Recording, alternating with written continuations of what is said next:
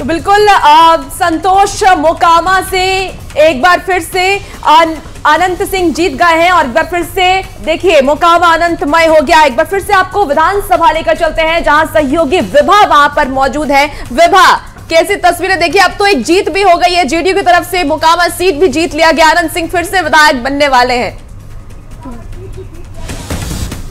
बिल्कुल रुचिका, और ये पहली जीत नहीं है, ये दूसरी जीत कह लीजिए। जेडीयू के खाते में ही ये दोनों सीटें जीत के तौर पर शुरुआत भी, और अभी तक ये आंकड़ा 2 का जो है वो जेडीयू की तरफ से है।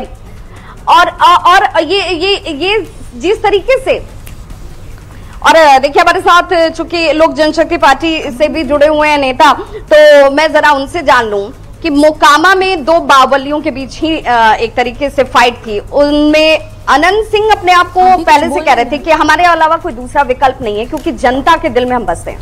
देखिए, महत्वपूर्ण प्रत्याशी नहीं, महत्वपूर्ण पार्टी और गठबंधन होती है। और जिस तरीके से अनंत सिंह का कोई क्रेडिट नहीं, अनंत सिंह की भी क्रेडिट है, लेकिन जो हवा बनी बिहार में वो सरकार की नीतियों के आधार पर बनी। और सबसे बड़ा क्रेडिट है एनडीए गठबंधन के जो 5 सहयोगी दलों के नेता हैं, उन्होंने जो साझा कार्यक्रम चलाया उसका असर इस मतदान में।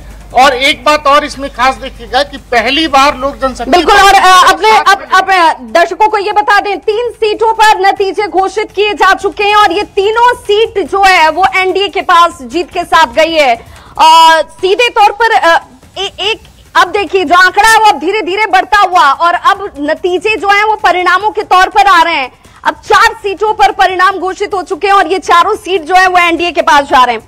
केसी त्यागी के अगर बयान को देखें, केसी त्यागी ने कहा कि पिछली बार भी हम इसी आंकड़े के आसपास पहुंचते, लेकिन सहयोगियों का साथ नहीं मिला, विश्वास नहीं मिला। क्या कहना चाह रहे हैं? देखिए, 206 का जो आंकड़ा है ना जादुई 2010 वाला, मैंने आपको पहले भी कहा हम उस आंकड़े को भी इस बार पार करने वाले हैं।